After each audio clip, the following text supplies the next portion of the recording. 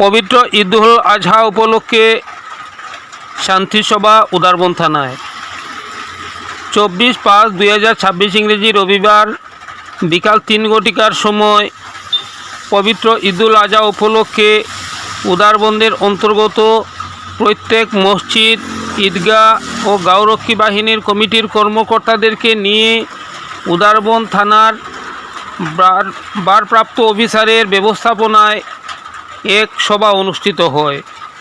সভায় সরকারি নির্দেশ অর্থাৎ SOP মেনে শান্তিতে ও নিরাপদে সুষ্ঠুভাবে ঈদ পালন করার জন্য আহ্বান করা হয়। গরু দেবতাস্বরূপ, তাই ঈদে গরু কুরবানি না দিয়ে অন্য পশু যেমন বকরি, মহিষ, দুম্বা, উট সামর্থ্য অনুযায়ী কুরবানি করার জন্য কথা বলা হয়।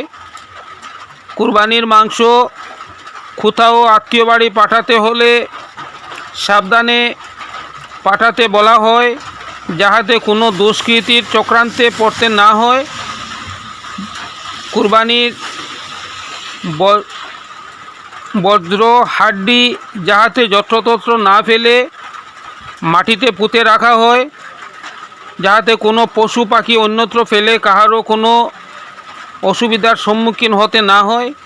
ঈদের পর ছেলেরা হেলমেটবিহীন এবং দ্রুত গতিতে মোটরসাইকেল বা যানবাহন দ্রুত গতিতে না চালানোর জন্য এবং দুর্ঘটনার কবলে পড়ে ক্ষতিগ্রস্ত না হওয়ার জন্য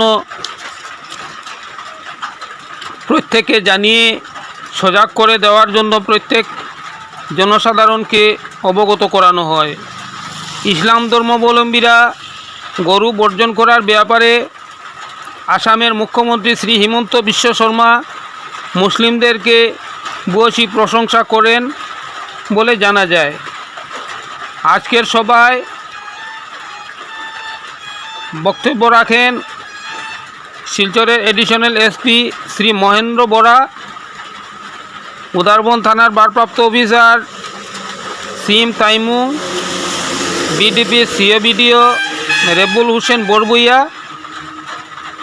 উদারবন কোঅপারেটিভ চেয়ারম্যান সৈফুল হক বরবুইয়া, গাঁওরক্ষী বাহিনীর সম্পাদক শামসুল হক লস্কর প্রমুখরা।